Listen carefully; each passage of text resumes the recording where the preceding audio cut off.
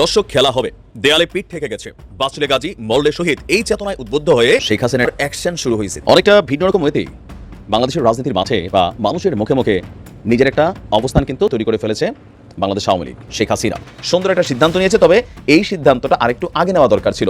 শেখ হাসিনা দলীয় সভানেত্রী হিসেবে তার নেতা কর্মীদের উদ্দেশ্যে কি বলবেন? সরকার আসলেই আওয়ামী লীগকে ভয় পাচ্ছে অনেক আগে থেকেই, সম্ভবত ঘুমোতেও পারে না সরকারের নীতি নির্ধারণী পর্যায়ে যারা রয়েছেন।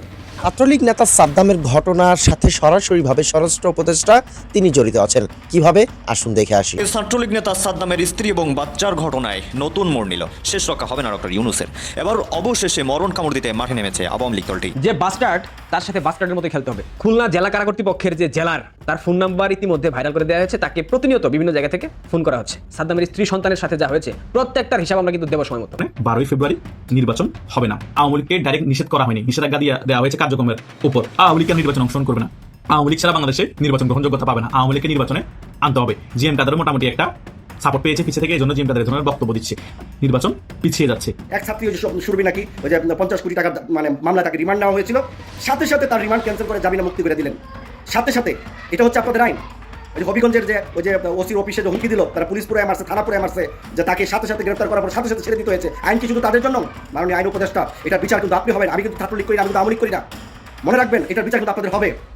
সত্যিকার অর্থে আওয়ামী লীগ ফিরে আসবে।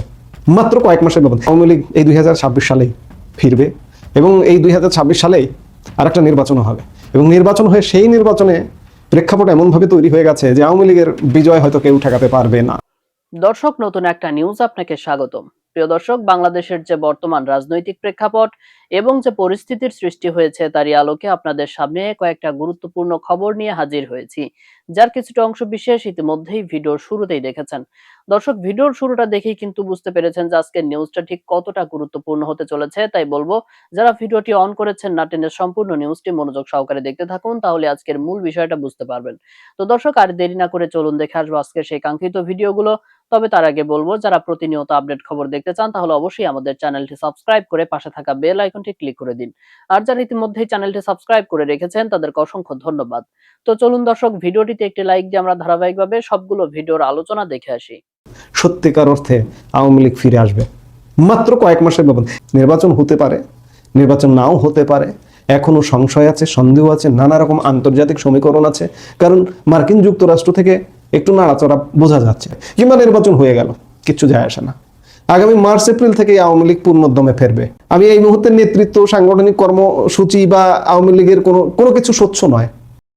এই উপদেষ্টা পরিষদের কেউ হয়তো রক্ষা পাবে না। হ্যাঁ, হয়তো অনেকে বিদেশে পালিয়ে গিয়ে বাঁচতে পারেন, কিন্তু কেউ কেউ তো ধরা খাবেনি, ধরা পড়বেনি। সেগুলো সময়ের অপেক্ষা।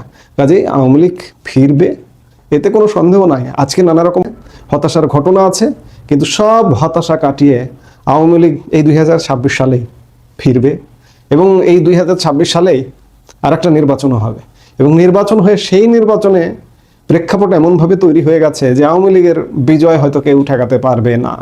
আজকে মির্জা ফখরুল ইসলাম আলমগীর আপা আপা করছেন এবং আপা আপা করে ভোট চাইছেন। মির্জা ফখরুল ইসলাম আলমগীর আওয়ামী লীগের ভোটটা পেতে মইয়া, আওয়ামী লীগের ভোটটা তিনি পেয়ে নির্বাচিত হয়ে আসতে চাইছেন, কিন্তু সেখানে আওয়ামী লীগের বাইরে আওয়ামী লীগের লোকজন ভোট দিতে যাবে না। বিএনপির আসলে সেই অর্থে সেখানে ভোট নেই, যার কারণে মির্জা ফখরুল ইসলাম আলমগীর সমগ্র জীবনে, সারা জীবনে মাত্র একবার 2001 সালের নির্বাচনে নির্বাচিত হয়ে এসছেন, একবারই শেষ। আর তিনি নির্বাচিত হতে পারেননি, এবং এবার ভোটের মাঠে তিনি বলছেন যে তার জীবনের শেষ নির্বাচন, কিন্তু শেষ নির্বাচনেও শেষ রক্ষাটি হবে না। রমেশচন্দ্র সেনকে অত্যাচার করেছেন। রমেশচন্দ্র সেন একজন প্রবীণ মানুষ, তার বয়স সম্ভবত এখন 85 বছর বয়স। এই বয়সে মির্জা ফখরুল ইসলাম আলমগীরের এলাকায় এইভাবে তিনি নির্যাতিত হয়েছেন। এই যে ভিপি নূরও তাহলে কি এখন মানকার চিপায় পড়েছেন, যে মানকার চিপায় পড়ে আজকে আওয়ামী লীগ নিয়ে ভালো ভালো কথা বলছেন, যে আওয়ামী লীগের লোকজন তো থাকতেই হবে, আমাদের এই ছোট্ট একটা দেশ, গায়ে গা লেগে চলি আমরা, একটা অন্তর্ভুক্তিমূলক সমাজ নির্মাণ করতে হলে সবাইকে লাগবে। আওয়ামী লীগ একটা বিশাল দল, এই বিশাল দলের এত জনসংখ্যাকে বাদ দিয়ে একটা অন্তর্ভুক্তিমূলক সমাজ কিভাবে হবে? আমি বলতে চাই যে মির্জা ফখরুল ইসলাম আলমগীর কিংবা গণ অধিকার পরিষদের নূর কিংবা জামাত যেই হন না কেন আপনারা যে পথে হাঁটছেন, আপনারা ভোটও পাবেন না, আপনারা পরাজিত হবেন এবং আপনারা অন্তর্ভুক্তিমূলক সমাজ নির্মাণ করতে পারবেন না। আজকে ভোটের মাঠে নেমেছেন, ভোটের কয়েকদিন আছে, আপনাদের বক্সে যাতে আওয়ামী লীগের ভোটগুলো ঢোকে এই জন্য সাময়িক একটা ভেষ ধরেছেন, কিন্তু বাস্তবতা গত 1.5 বছর যাবৎ আওয়ামী লীগের উপর যে অত্যাচার নির্যাতন আপনাদের কারণে নেমে এসেছে সেটি সীমাহীন। আওয়ামী লীগকে ভোটের কারণে আপনারা ফিরিয়ে আনছেন, কিন্তু সত্যিকার অর্থে আওয়ামী লীগ ফিরে আসবে মাত্র কয়েক মাসের ব্যাপার। এই মুহূর্তে আপনারা হয়তো অনেকে বলছেন যে আওয়ামী লীগের সাংগঠনিক শক্তি নেই, আওয়ামী লীগের নেতৃত্ব নেই, এগুলো দরকার নেই। বাংলাদেশ ষড়ঋতুর দেশ। 5 আগস্ট আগেও বিএনপির কি অবস্থা ছিল, কি ভঙ্গুর অবস্থা ছিল, নেতৃত্ব ছিল? গত 19-20 বছর যাবৎ 2006 সালে ক্ষমতাচ্যুত হবার পর বিএনপির রাজনীতি কোথায় ছিল? নেতৃত্ব ছিল? কাজেই আজকে আওয়ামী লীগের মধ্যে অনেক হতাশা কাজ করছে যে এই মুহূর্তে নেতৃত্ব দেখা যাচ্ছে কিচ্ছু লাগবে না।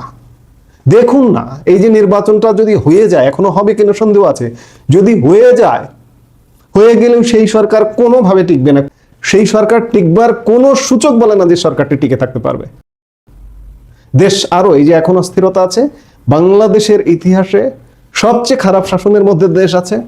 নির্বাচন পরবর্তী সময়ে খারাপটা আরো খারাপ হতেই থাকবে, কারণ খারাপ যদি একটা কিছু হতে থাকে সেটা অবনতি হতেই থাকে। উন্নতি হবার মতো মেডিসিন নেই বাংলাদেশের কাছে এই মুহূর্তে। যতক্ষণ না পর্যন্ত আপনি সব দলের অংশগ্রহণে নির্বাচন না করবেন ততক্ষণ পর্যন্ত উন্নতি হবে না। এই যে ভিপি নূর যে বললেন যে ছোট্ট একটা দেশ, এখানে সবাইকে নিয়ে আজকে তার কণ্ঠ থেকে বের হচ্ছে, কিন্তু আপনারা গত 1.5 বছরে যা করেছেন সেটি কিন্তু কল্পনাতীত। কাজেই নির্বাচন হতে পারে, নির্বাচন নাও হতে পারে, এখনো সংশয় আছে, সন্দেহ আছে, নানা রকম আন্তর্জাতিক সমীকরণ আছে। কারণ মার্কিন যুক্তরাষ্ট্র থেকে একটু নাড়াচড়া বোঝা যাচ্ছে। হঠাৎ করে আমি গতকালকের একটা ভিডিওতেও বলেছি, আবারও বলছি যে ভারত মার্কিন যুক্তরাষ্ট্র যদি সেটেল হয়ে যায় তাহলে বাংলাদেশের নির্বাচনের সমীকরণও কিন্তু পাল্টে যাবে, কিংবা নির্বাচন হয়ে গেল, কিছু যায় আসে না। আগামী মার্চ এপ্রিল থেকে আওয়ামী লীগ পূর্ণোদ্যমে ফেরবে। আমি এই মুহূর্তে নেতৃত্ব, সাংগঠনিক কর্মসূচি বা আওয়ামী লীগের কোনো কিছু স্বচ্ছ নয়। তারপরে বলছি, প্রকৃতি আওয়ামী লীগকে আগামী মার্চ এপ্রিল থেকেই ফেরাবে। মির্জা ফখরুল ইসলাম আলমগীররা ভোটের মাঠে ফিরিয়ে এনেছে, কিংবা ভিপি নূর ফিরিয়ে আনছে, জামাত ফিরিয়ে আনছে, বিএনপি ফিরিয়ে আনছে। এই যে নির্বাচনকালে কিন্তু আওয়ামী লীগের উপরে অত্যাচার নির্যাতন ধরপাকড় অনেকটা কমেছে, সামনের দিনগুলোতে আরো কমতে হবে। আবার অত্যাচার নির্যাতন কমেছে এটাও বলা যাবে না। আমার এই মুহূর্তে মনে পড়ছে বাগেরহাটের ছাত্রলীগ নেতা সাদ্দামের স্ত্রী, শিশু সন্তানের মৃত্যুর কথা। গতকাল তার জেল গেটে গিয়ে তার স্ত্রীর ছোট বোন শালিকার যে আর্তনাদ, আমার একটা বোন আত্মহত্যা করছে, কত কষ্ট নিয়ে মরছে, এত কষ্ট করছে, সে তো কোনো খুনি না, তার ছোটখাটো মামলা, তাহলে কেন ছাড়লো না? আমার আপনারা কেমন, সে তো খুনি না, তারপরে এইভাবে জেলে কেন আটকে রাখছে? তার স্ত্রী কষ্ট সহ্য করতে না পারে। আমার বোন, আমার একটা ভাগ নিয়ে আত্মহত্যা করছে, কত কষ্ট নিয়ে মরছে। রাজনীতির কি এই বড় নাম হলো? এত কষ্ট করছে, সে তো কোনো খুনি না, তার ছোটখাটো মামলা, তাহলে কেন ছাড়লো না? কেমন আছে তোমার কাকা? আমার ভাইয়া, তার আমি দুলো ভাই, আমার নিজের ভাইয়ের চোখে দেখতাম, তার কোনোদিন কাঁদতে এই আর্তনাদ আমি যতবার শুনেছি আমার চোখ দিয়ে পানি বের হয়ে গেছে। আমি সাদ্দামকে চিনি না, আমি ছাত্রলীগ চিনি না, আমি কাউকে চিনি না, কিন্তু আবেগ বলে তো কিছু আছে, ইমোশন বলে তো কিছু আছে। প্রকৃতিও আছে, প্রকৃতি বিচার করবে। কারণ আওয়ামী লীগের উপর গত 1.5 বছর যে অত্যাচার অন্যায় হয়েছে, এই অন্যায়ের বদলা প্রকৃতিই দেবে। এই উপদেষ্টা পরিষদের কেউ হয়তো রক্ষা পাবে না। হ্যাঁ, হয়তো অনেকে বিদেশে পালিয়ে গিয়ে বাঁচতে পারেন, কিন্তু কেউ তো ধরা খাবেনি, ধরা পড়বেনি। সেগুলো সময়ের অপেক্ষা। কাজেই আওয়ামী লীগ ফিরবে, এতে কোনো সন্দেহ নাই। আজকে নানা রকম হতাশার ঘটনা আছে, কিন্তু সব হতাশা কাটিয়ে আওয়ামী লীগ এই 2026 সালে ফিরবে, এবং এই 2026 সালেই আর একটা নির্বাচনও হবে। এবং নির্বাচন হয়ে সেই নির্বাচনে প্রেক্ষাপট এমনভাবে তৈরি হয়ে গেছে যে আওয়ামী লীগের বিজয় হয়তো কেউ ঠেকাতে পারবে না। এখন আজকে বগল বাজাচ্ছেন, নির্বাচন করছেন একতরফাভাবে, কিন্তু ভাই আপনি তো অন্তর্ভুক্তিমূলক সমাজ গড়তে পারবেন না। ভিপি নূর যেটা বলল, 50% উপরের মানুষকে বাদ দিয়ে আপনি তাদেরকে বঞ্চিত করে কিভাবে গড়বেন? পারবেন না। কাজে আওয়ামী লীগ ফিরবে, আওয়ামী লীগ ফিরতে হবে, আওয়ামী লীগ আসতেই হবে, এছাড়া বিকল্প কোনো উপায় নেই। জাস্ট সময়ের অপেক্ষা। কষ্ট হচ্ছে আওয়ামী লীগের মানুষের, কিন্তু এই কষ্ট, এই আধার কেটে যাবে, এতে কোনো সন্দেহ নাই। কিন্তু সে নিরাশ হয়ে অবশেষে তার 9 মাসের একটি শিশু সন্তানকে হত্যা করে সেই মা মানে ছাত্রলীগের সভাপতি সাদ্দামের স্ত্রী আত্মহত্যা করে। বাংলাদেশকে কি মেসেজ দিয়ে গেছে? বাংলাদেশে বিচার আছে। প্যারোলো মুক্তি চেয়েছিল তার মৃত সন্তান এবং স্ত্রীকে দেখার জন্য, সেটাও সরকার দেয় নাই। প্যারোলো মুক্তি কিন্তু সরকারের কাছে, প্রশাসনের কাছে বা যারা জেলার আছে তাদের কাছে সেই ক্ষমতা আছে, তাকে দেওয়া হয়নি। লাস্ট কিন্তু সেই যশোর কেন্দ্রীয় কারাগারে এই শিশু সন্তান এবং তার স্ত্রীর লাশগুলো আসলে মাত্র 5 মিনিটের জন্য তার লাশটা দেখার সুযোগ করে দেয়, তারপর আবার তাকে জেলের মধ্যে বন্দি করে। এটা কি আমাদের বাংলাদেশের স্বাধীনতা ছিল? আওয়ামী লীগ খারাপ ছিল, ছাত্রলীগ খারাপ ছিল? তাহলে এক কাজ করেন, আওয়ামী লীগের কোটি মানুষ আছে, ছাত্রলীগের কোটি মানুষ আছে, তাদের সবাইকে গ্রেপ্তার করে তাকে হত্যা করে ফেলেন, তাহলে বাংলাদেশে গণতন্ত্র পুনরুদ্ধার হবে। আমি বাংলাদেশ সরকারকে বলতে চাই, প্রধান উপদেষ্টা, স্বরাষ্ট্র উপদেষ্টা এবং আইন উপদেষ্টা, আপনারা কি ঘরে বসে কি আঙ্গুল চুষেন? আপনারা কাদের নিয়ন্ত্রণে দেশ চালাচ্ছেন? কাদেরকে খুশি করার জন্য করতেছেন? আরে আওয়ামী লীগের মতো নরপিশাচ, আওয়ামী লীগের মতো স্বৈরাশাসক সারা বিশ্বে বাংলাদেশে ছিল না। তারপরেও বিএনপির উপর যে অত্যাচার, নিপীড়ন, নির্যাতন করেছিল আওয়ামী লীগেরা, তারপরেও আওয়ামী লীগের আমরা মাঝে মধ্যে দেখেছি তারা প্যারোলো মুক্তি দিয়ে ছাত্রলীগের বা ছাত্রদলের বা যুব দলের নেতাকর্মীদেরকে বাবার দাফন, মায়ের দাফন করার সুযোগ করে দিয়েছে, তারপর আবার জেলে নিয়ে গেছে। কিন্তু আপনারা তো তাও করলেন না। আওয়ামী লীগের চাইতে ভয়ঙ্কর আজকে আপনারা খারাপ কাজটা করলেন। কি অমানবিক কাজটা করলেন আপনি? এই ছেলেটাকে তার গুলি করে মেরে ফেলেন, তার জীবনে আর কি রইল? একটা বাবার কাছে তার সন্তানের মৃত চেহারাটা দেখা মানে কত কষ্ট, কত বেদনাদায়ক, সেটা কি আপনারা জানেন? আপনারা কিসের সংস্কার করতেছেন? কিসের দেশ চালাচ্ছেন? মানুষের নিরাপত্তা কি আপনারা দিবেন, নাকি যার যার নিরাপত্তা শেষই নেবে? আপনারা কাদের নিরাপত্তার জন্য এই অন্তর্বর্তীকালীন সরকার গঠন করেছেন? এই ছাত্রদের মানে নিরাপত্তা দেওয়ার জন্য, আপনারা যে এনসিপি নিরাপত্তা দেওয়ার জন্য আপনারা সব বসছেন। আওয়ামী লীগ যদি অপরাধ করে তাদের বিচার হবে, কিন্তু প্রতিটা মানুষ তার পরিবারকে নিরাপত্তা দেওয়ার প্রয়োজন হচ্ছে সরকারের। আপনারা কী ধরনের নিরাপত্তা দিলেন? এতটুকু তার স্ত্রী জামিনের জন্য হাহাকার করেছে, তার দিলেন না। শেষ পর্যন্ত তারা যখন মানে আত্মহত্যা করলো, সে তাকেও প্যারোলো মুক্তি দিলেন না।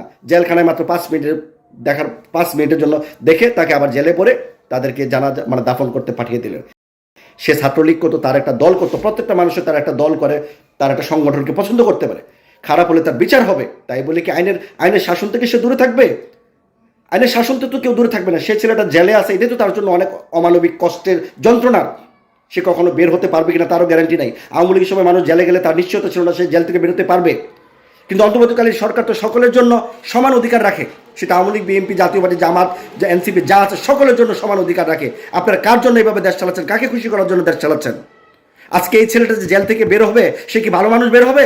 সে অত্যন্ত ভয়ঙ্কর হিসাবে সন্ত্রাসী হবে, হাইজাকার হবে, আপনার যত ধরনের অকারণ করার। সে যদি আত্মঘাতী করেও যদি কোনো খারাপ কাজ করা, সেটা কিন্তু তার অপরাধ হবে না, কারণ সে তার হৃদয়টাকে পুড়ে ফেলেছেন, তাকে মানে অর্ধেক মেরে ফেলেছেন। তাকে মেরে ফেলা উচিত ছিল। শিশু সন্তানটা দুনিয়াতে আসার আগে তার বাবার চেহারাটা পর্যন্ত দেখতে পেল না। সাদ্দাম ছাত্রলীগের সভাপতি থাকা অবস্থা মানে জেলে যাওয়া অবস্থায় তার সেই সন্তানের মুখটা দেখতে পেল না। যাও দেখলো, সে মৃত সন্তানের লাশটা দেখলো।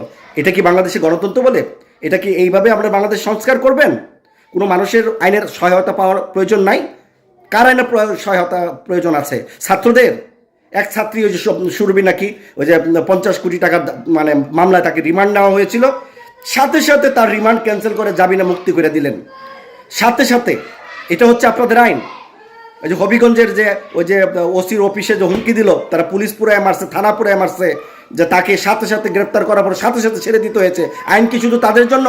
মাননীয় আইন উপদেষ্টা, এটার বিচার কিন্তু আপনি হবেন। আমি কিন্তু ছাত্রলীগ করি না, আমি কিন্তু আওয়ামী লীগ করি না। মনে রাখবেন, এটার বিচার কিন্তু আপনাদের হবে। এই ছেলেটা কি অপরাধ করেছিল? তার শিশু সন্তানকে দেখার অধিকার তার ছিল না? জেলখানায় গিয়ে কোনো আত্মীয় স্বজন দেখা করা যায় না? কোনো আত্মীয় স্বজন দেখা করার সিস্টেম নাই? সে জেলে আছে, এটাই তার জন্য বড় সাজা। কিন্তু তার আত্মীয় স্বজন তো তার সাথে দেখা করতে পারবে। শিশু সন্তানরা তার বাবাকে দেখতে পারবে, বাবাও তার সন্তানকে দেখতে পারবে। কি অপরাধ ছিল সেই নববধূর? বিয়ের পরে তাকে গ্রেপ্তার করে নিয়ে যায়, 9 মাসের অবস্থা তার সন্তানকে হত্যা করে ছিনিয়ে নিজে আত্মহত্যা করতে হয় এই পাপিষ্ট বাংলাদেশের এই দুনিয়া থেকে। এটার জবাব দিয়ে কিন্তু আপনারা দিবেন। আমি চাই দলবল নির্বিশেষে প্রতিটা মানুষের আইন সংস্কার হোক, আর প্রতিটা মানুষ তার আইনের অধিকারের মধ্যে থাকুক। আইনের বিচার যেন সকলেই পায়, খারাপ হোক ভালো হোক, সকলে যেন আইনের মধ্যে থাকে। আমি এটা বলি না যে আমি আজকে বিএনপি করি, আওয়ামী লীগের ক্ষমতায় আসলে আমি আওয়ামী লীগের সব ধ্বংস করে দিব। No, impossible. আওয়ামী লীগে যারা অপরাধী ছিল তাদের সাজা হবে, যারা নিরপরাধ তাদের কোনো সাজা বাংলাদেশের মাটিতে হতে দেব না, আমরা হতে দেব না। কারণ তারা দেশের জনগণ, এটাকে বলে গণতন্ত্র, যে যার যার মতো সে রাজনীতি করবে। কিন্তু আমরা তীব্র নিন্দা জানাচ্ছি প্রধান উপদেষ্টা, স্বরাষ্ট্র উপদেষ্টা, আইন উপদেষ্টা, আপনাদের 3 জনের প্রতি তীব্র নিন্দা জানাচ্ছি। এই ধরনের হত্যাকাণ্ড আপনাদের মাথায় নিতে হবে এবং এটার দায়ভারও আপনাদের নিতে হবে। আওয়ামী লীগ সভানেত্রী শেখ হাসিনার একটি অডিও বার্তার প্রতিবাদে বাংলাদেশ সরকার একটি চমৎকার বিবৃতি দিয়েছে। চমৎকার এই কারণেই বলছি, এই বিবৃতিটি একই সঙ্গে হাস্যকর, একই সঙ্গে সরকারের যে বক্তব্য তাতে উপস্থাপিত হয়েছে তার মধ্যে আওয়ামী লীগকে নিয়ে একটি ভীতিকর অবস্থার পরিচয় ফুটে ওঠে। অন্যদিকে সরকার আওয়ামী লীগের বিরুদ্ধে, শেখ হাসিনার বিরুদ্ধে একটা যুদ্ধাঙ্গী মনোভাব নিয়ে আছে তা প্রমাণে একটা ব্যর্থ চেষ্টাও আমরা দেখতে পারি। এবং সর্বসাকুল্যে আগামী নির্বাচন আসলেই হতে যাচ্ছে কিনা তারও একটা অস্পষ্ট হলেও একটা বার্তা আমরা পেতে পারি। বিষয়টি হচ্ছে যে শেখ হাসিনা গত 23শে জানুয়ারি, আজ থেকে 2 দিন আগে, দিল্লিতে বিদেশি সংবাদ মাধ্যমগুলোতে কর্মরত ভারতীয় সাংবাদিকদের একটি সংগঠন ফরেন করেসপন্ডেন্টস ক্লাবের একটি অনুষ্ঠানে, সেটি অনেকটা সংবাদ সম্মেলন ছিল বলতে গেলে, সেই অনুষ্ঠানে একটি অডিও বার্তা দিয়েছেন। সেই অডিও বার্তার বিরুদ্ধে সরকারের পররাষ্ট্র মন্ত্রণালয়ের একটি দীর্ঘ বিবৃতি। কেন এটি দেওয়ার প্রয়োজন হলো? কি প্রয়োজন ছিল এর? না দিলেও বা কী হতো? বিবৃতিতে কি বলা হচ্ছে? বলা হচ্ছে যে পলাতক শেখ হাসিনা, যিনি মানবতা বিরোধী অপরাধ করার জন্য আন্তর্জাতিক অপরাধ ট্রাইব্যুনালে দোষী সাব্যস্ত হয়েছেন, গত 23শে জানুয়ারি দিল্লিতে একটি প্রকাশ্য অনুষ্ঠানে একটি বিবৃতি দেওয়ার সুযোগ দেওয়া হয়েছিল, যেখানে তিনি প্রকাশ্যে বাংলাদেশ সরকারকে অপসারণের আহ্বান জানান, তার দলের অনুগত এবং সাধারণ জনগণকে সন্ত্রাসী কর্মকাণ্ড চালানোর জন্য নির্লজ্জ উস্কানি দেন, বাংলাদেশে আসন্ন সাধারণ নির্বাচনকে বাধাগ্রস্ত করার জন্য। প্রথম প্রশ্ন এটুকুর মধ্যেই। প্রথম প্রশ্ন হচ্ছে, তিনি অডিও বার্তাটি দিলেন 23শে জানুয়ারি সন্ধ্যায়। 23শে জানুয়ারি গেল, 24শে জানুয়ারি গেল, 25শে জানুয়ারি সন্ধ্যার পর হঠাৎ করে সরকারের মনে হলো না, একটা বিবৃতি দেওয়া উচিত। কেন? দিতেই যদি হয়, প্রতিবাদ করতেই হয়, 2 দিন 2.5 দিন পরে এসে কেন? দ্বিতীয় প্রশ্ন, সন্ত্রাসী কর্মকাণ্ড চালানোর জন্য নির্লজ্জ উস্কানি দিয়েছেন শেখ হাসিনা। আচ্ছা, তার ওই বক্তব্য তো আপনারা অনেকেই শুনেছেন, অনেক মানুষ শুনেছেন, যদি জানলাম যে কোটি মানুষের উপরে তার এই অডিও বার্তাটি শুনেছেন। কোথাও কি সন্ত্রাসী কর্মকাণ্ড ঘটানোর মতন নির্লজ্জ উস্কানি তিনি দিয়েছেন? হ্যাঁ, তিনি ভোট বর্জনের আহ্বান জানিয়েছেন দলীয় নেতাকর্মীদের প্রতি। কী করবেন? তার দল নির্বাচনে অংশ নিতে পারছে না, নির্বাচন কমিশনের প্রতীক তালিকায় নৌকা নেই, নিবন্ধন বাতিল করা হয়েছে, তো তারা কী বলবে? শেখ হাসিনা দলীয় সভানেত্রী হিসেবে তার নেতাকর্মীদের উদ্দেশ্যে কী বলবেন? যে তোমরা যাও, সুষ্ঠু মতো ভোট পরিচালনা করো। এটা হয় কখনো? আমরা আশা করতে পারি? তো তিনি তো ভোট বা নির্বাচন প্রতিহতের ঘোষণা দেননি। প্রতিহতের ঘোষণা দিলে বুঝতাম যে তার মধ্যে একটা উস্কানি রয়েছে, সন্ত্রাসী কর্মকাণ্ড ঘটানোর জন্য একটা পরোক্ষ ইঙ্গিত রয়েছে, তা তো না। তৃতীয় প্রশ্ন হচ্ছে, সরকার তার বিবৃতিতে বলেছে বাংলাদেশের সরকার এবং জনগণ বিস্মিত এবং হতবাক। তো এখানে জনগণ হতবাক বা বিস্মিত হওয়ার বিষয়টি কোথায় খুঁজে পেল সরকার? জনগণ কারা? জনগণের মতামত নিয়েছে? আর জনগণকে শুধুমাত্র এই ডক্টর মোহাম্মদ ইউনূসের যেই 2% 5% সমর্থক আছে তারাই জনগণ? অথবা ধরে নিলাম যে বিএনপি জামাতের অনুসারী তারাও তো একটি অংশ, বাকি অংশ কি জনগণের অংশ নয়? আওয়ামী লীগের যারা উচ্ছ্বসিত হয়েছে, উৎফুল্লিত হয়েছেন। পররাষ্ট্র মন্ত্রণালয় এই বিবৃতিতে বলছে, বাংলাদেশ সরকারের বারবার অনুরোধ সত্ত্বেও দ্বিপক্ষীয় প্রত্যর্পণ চুক্তির আওতায় শেখ হাসিনাকে বাংলাদেশের কাছে হস্তান্তর করার বাধ্যবাধকতা ভারত এখনও কার্যকর না করায় বাংলাদেশ গভীরভাবে ক্ষুব্ধ। ভারতের রাজধানীতে এই অনুষ্ঠান আয়োজনের অনুমতি দেওয়া এবং গণহত্যাকারী হাসিনাকে প্রকাশ্যে তার ঘৃণামূলক বক্তব্য দিতে দেওয়া আন্তঃরাষ্ট্রীয় সম্পর্কের নিয়মের পরিপন্থী। হতে পারে, সরকার বলতে পারে, কিন্তু প্রত্যর্পণ চুক্তিতে কী রয়েছে এটা তো আবার মনে করে দিতে হয়। যদি এক রাষ্ট্র থেকে কোনো অভিযুক্ত ব্যক্তি অন্য রাষ্ট্রে আশ্রয় নেয়, তার যে বিচার তার দেশে হয়, সেই বিচারের রায় যদি আশ্রয় দেওয়া রাষ্ট্রের কাছে মনে হয় রাজনৈতিকভাবে উদ্দেশ্য প্রণোদিত, তাহলে সেই ব্যক্তিকে আশ্রয় দেওয়া রাষ্ট্র তাকে নিজ রাষ্ট্রের কাছে ফেরত দেবে না। স্পষ্ট লেখা রয়েছে ক্লজে। আমরা চাই অপরাধী যেই হন না কেন অবশ্যই তাকে ফেরত দিতে হবে। কিন্তু এটিকে যদি রাজনৈতিকভাবে ভারত দেখাতে চায়, ভারত বলেছে যে আমরা পর্যালোচনা করে তো তারা বক্তব্য দিবেই, আদৌ দেবে কিনা সেটা একটি কথা। তো সেখানে কি নিয়ম ভাঙা হচ্ছে? আর ভারত যে শেখ হাসিনাকে ফেরত দিবে না এ কথা স্পষ্ট আরও অনেক আগে করা হয়েছে ভারতের পক্ষ থেকে। আসলেই বুঝতে পারছি না সরকার আগে ভাগেই এই নির্বাচনে সহিংসতার প্রশ্ন তুলে, নির্বাচন বানচালের প্রশ্ন তুলে আওয়ামী লীগকে দোষারোপ করা হবে, আগে থেকে এই বক্তব্য দেওয়ার কারণ কি? নিশ্চয়ই কোনো অশুভ চিন্তাভাবনা তাদের রয়েছে। এই প্রশ্ন যদি কেউ তোলে অস্বাভাবিক নয় নিশ্চয়ই। এবং চলতি মাসে যে আলোচিত হত্যাকাণ্ডগুলোর ঘটনা ঘটেছে, যশোরে বিএনপি নেতাকে গুলি করে হত্যা, ঢাকায় কদিন আগে স্বেচ্ছাসেবক দলের নেতাকে গুলি করে হত্যা, চট্টগ্রামে নরসিংদীতে এরকম আরও কয়েকজনকে হত্যা করা হয়েছে। এইগুলো কোনোটির সঙ্গে আওয়ামী লীগের সম্পৃক্ততা পাওয়া গেছে? তাহলে সন্ত্রাসী কর্মকাণ্ড কারা ঘটাচ্ছে? সরকার আসলেই আওয়ামী লীগকে ভয় পাচ্ছে অনেক আগে থেকেই। সম্ভবত ঘুমোতেও পারে না সরকারের নীতি নির্ধারণী পর্যায়ে যারা রয়েছেন। তো দর্শক, দেখলেন আজকের সবগুলো ভিডিও। আর এই ভিডিওগুলো সম্পর্কিত যদি কোনো তথ্য বা মতামত থাকে তাহলে তো অবশ্যই কমেন্ট করে জানিয়ে দিন। এতক্ষণ সাথে থাকার জন্য ধন্যবাদ। নিউজটি শেষ করছে এখানেই, ফিরছে আগামী ভিডিওতে নতুন কোনো টপিক নিয়ে। আল্লাহ হাফেজ।